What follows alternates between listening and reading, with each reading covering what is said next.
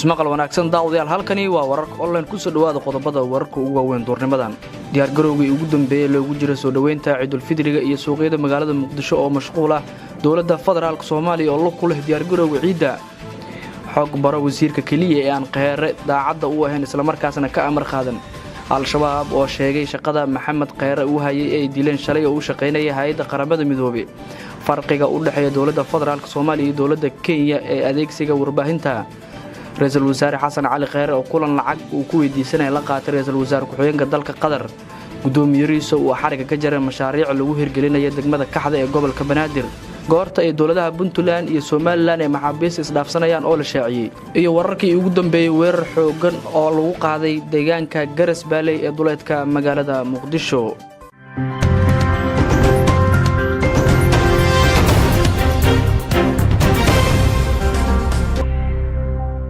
intaasi waxaan daawadayaal qodobadii wararka aad maqasheen ku soo dhawaada wararkaas oo faahfaahsan haddii aad ku cusub tahay fadlan subscribe si aad ula socoto wararkii ugu dambeeyay dunida iyo deegaanada dalka Soomaaliya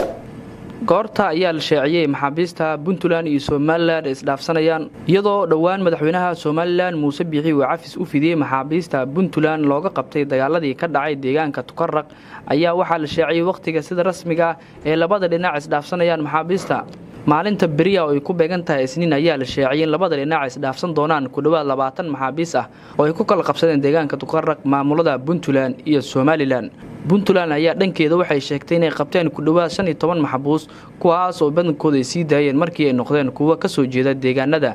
Sool iyo Sanaag Somaliland ayaa dhankeeda shaacisay inay qabteen ku dhawaad 14 maxbuus kuwaas oo madaxweynaha Somaliland Muuse Biixi Cabdi uu cafis u fidiyay iyadoo la sii deen doono maalinta beriya saddexda maxaabiis ee ku jira gacanta Puntland ayaa la sheegay in midkood uu yahay sargaal ka tirsan militariga maamulka Soomaaliya halka labada kale ay yihiin askar maamulada Puntland iyo Somaliland ayaa 8 Febraayo 2018 waxa ay ku dagaalameen deegaanka Tukarraq halkaas oo Somaliland ay dagaal kula wareegtay ilaa ay maantana ay ka taliso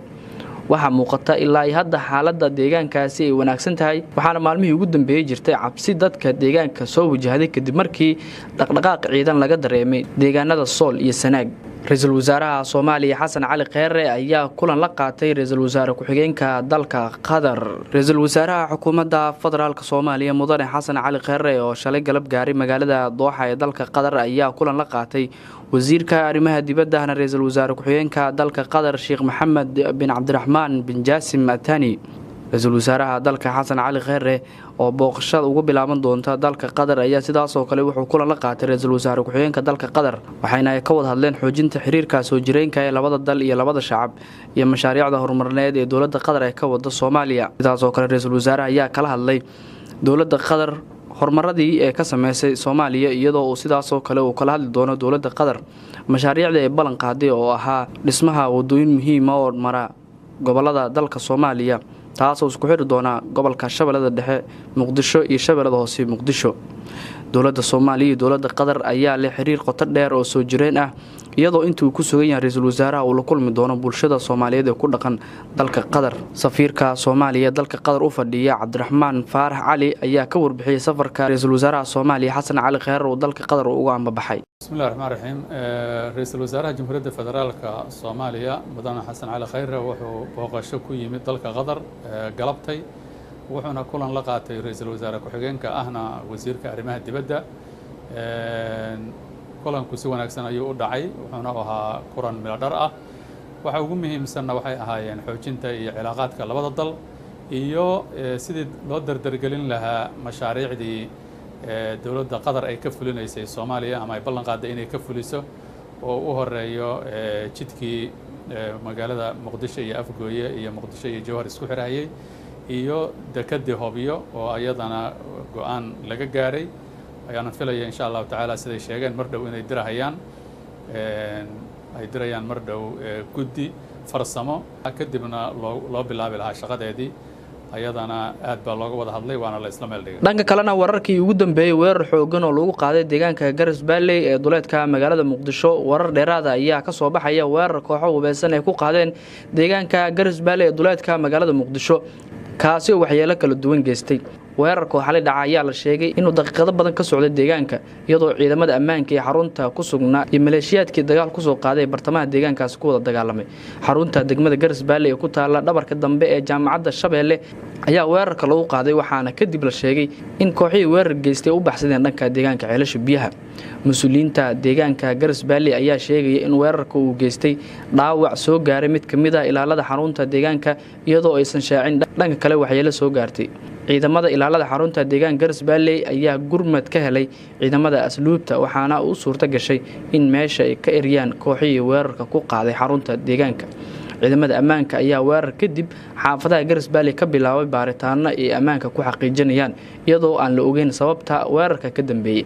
ma jirto cid wali sheegatay mas'uuliyiinta weerarka lagu qaaday xarunta maamulka deegaanka Garisbaale hase yeeshee waxaa weerarada noocan oo kala fuliya al-shabaab diyaar garowgii ugu dambeeyay ayaa laga dareemayaa Ciidul Fidriga suuqyada magaalada Muqdisho iyadoo dawladda federaalka Soomaaliya ee lug weyn ku leedahay diyaar garowga ciidan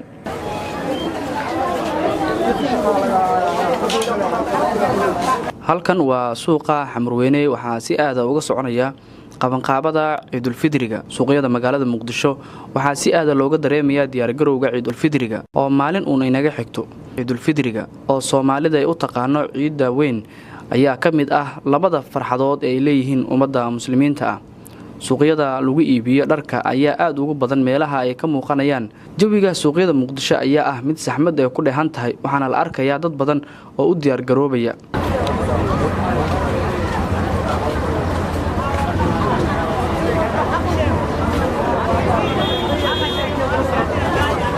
suuqyada dharka iyo kabaha ee suuqa Bakaaro suuq Bacaad Xamarweyne ayaa ah meelaha ugu badan ee mashquulka laga dareemayo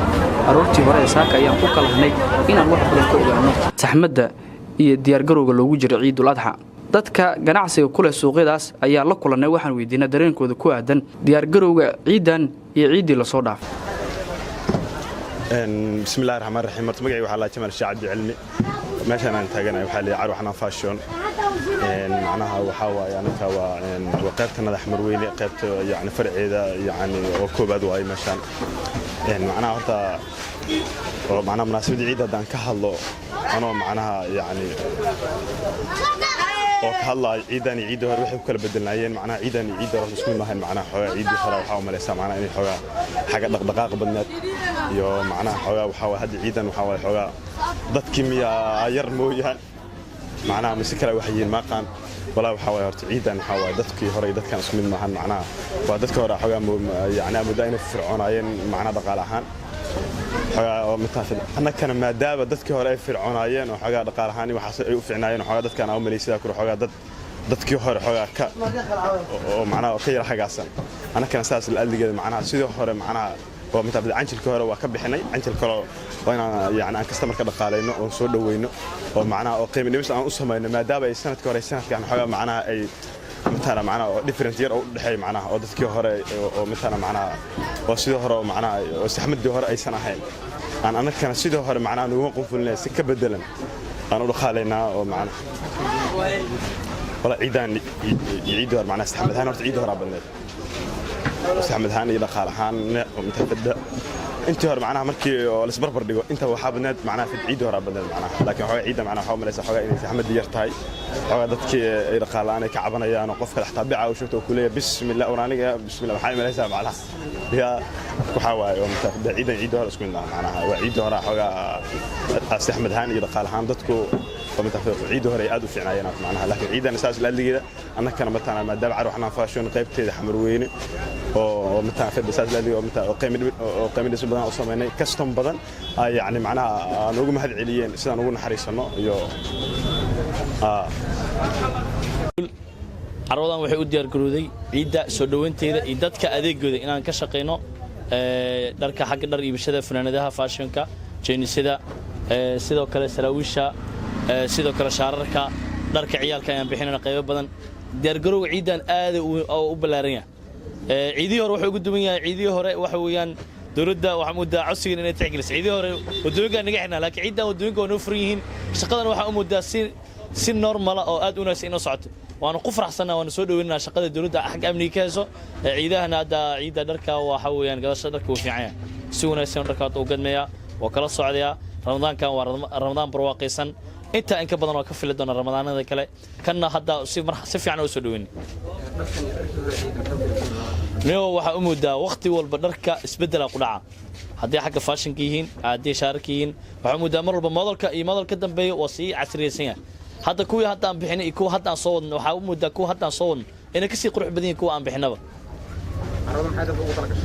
carruurda niyo dadka waxa ugu tala gashay kaliya in dharka ay ka iibiso horta wax sadaqa meesha kama socdaan laakiin waa xagga ciid waxaan ugu tala galnay funaanado saraawiil shaatiyaal iyo soo dhaweyn iyo macnaha ay gacmo furan si wanaagsan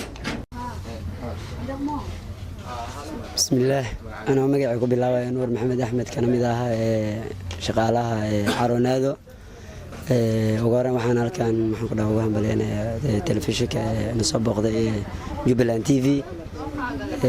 وحن رواينا نكالله محمد مناسبة سودوين عيدة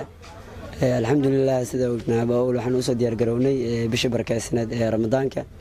هذا أنا وصل ديار قروني سيدا وجديد بدريو عيد الله تعالى قرادنا وحن صل ديارني فرحتي يا دماشاتكي سودوينتي رمضان كنا وحن كسر خيب قادني وحن هذنا ديارنا هاي إن لو ذاقنا مع ميشنا سودوينتي عيدة دو إلى هذا عرون هذا وحي كانت دريو كلا دون سيدا توكي أي نوع دركي قبلها مانديق iyo ramlo iyo design kale aad u fara badan iyo toobkii fantastic iyo design kale marka qiimo dhimis oo aad u ballaaran ayaan sameynaa maadaama lagu jiro 10kii dambe ee Ramadan 10ka dambe always waxa waaye caroonada waxay sameeysaa qiimo dhimis Ramadaankii hore iyo Ramadaankan hada different waxa u dhaxeeyo alaabaha kala duwan ciidan waxa moodaa alaabta in aad loo soo qurxiyay oo sharaxaad fara badan iyo biriq iyo jaakada iyo dharka aad ay u qurxan yihiin ما شاء الله سيتاين وحن ديارو لنا كاستمر كان إن دقالينا محوك داعي ديسكونتي بقولكي بصدنا إنا أسمينا أيان ديارو لنا إن شاء الله haweenka wada caruurta ayaa ugu badan dadka suuqyada lagu arkay si ay dhar ciid ugu iibiyaan caruurtooda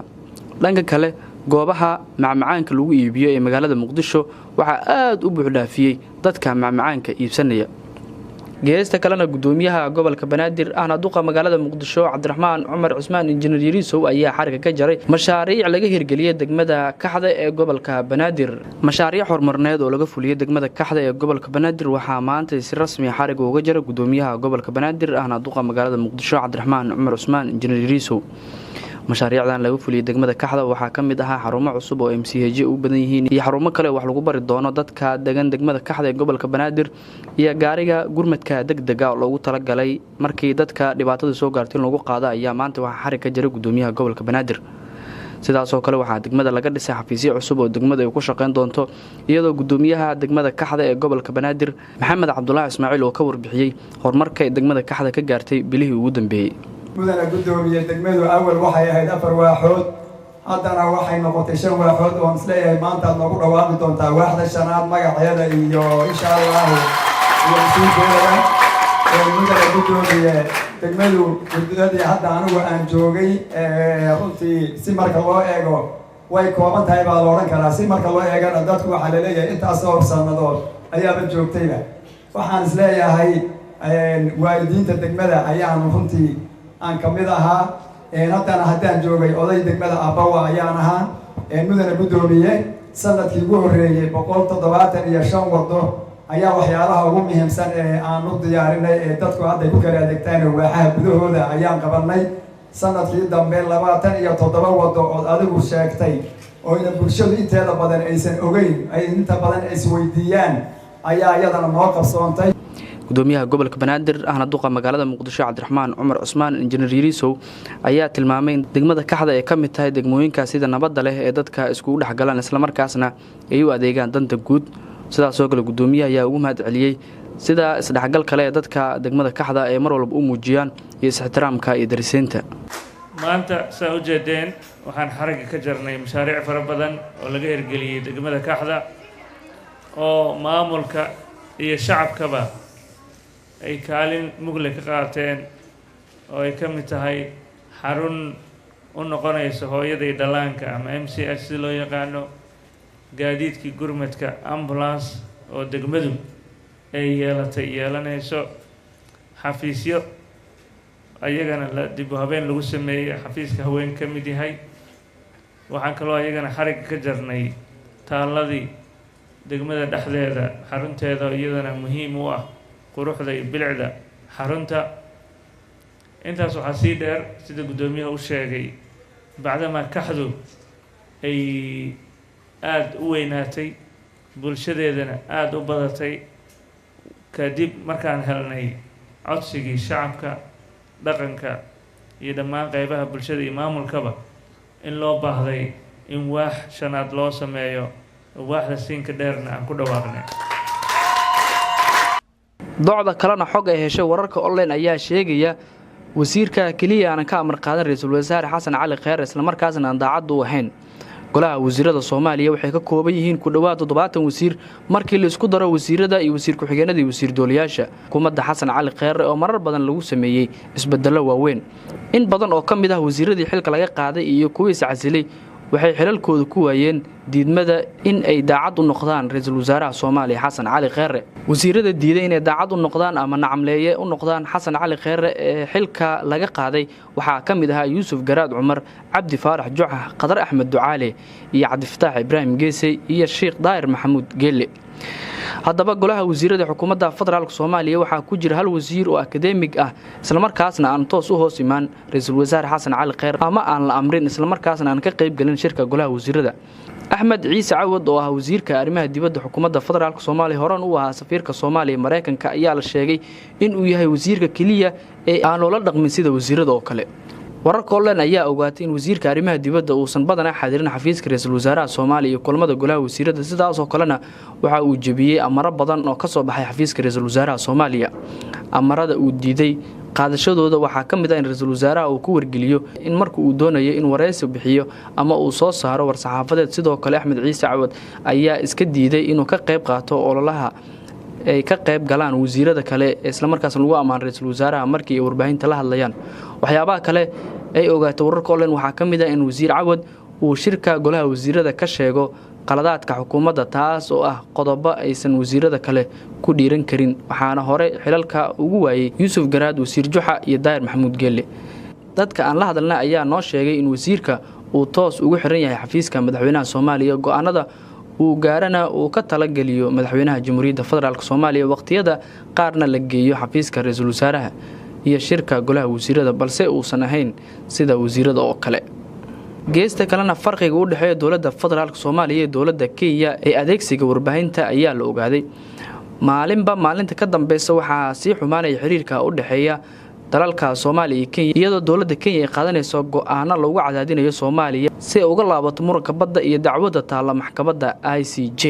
Kenya waxay qaadatay tilaabooyin badan oo aanan u wanaagsaneyn diblomaasiyadda labada dal waxaana dadka falanqeeya arrimaha siyaasadda ay ku tilmaameen go'aanada Kenya tilaabooyin hordhac u ah ay xigi doonaan go'aano kale sida muuqata habdhaqanka dowladda Kenya. dowladda Soomaaliya waxay bilowday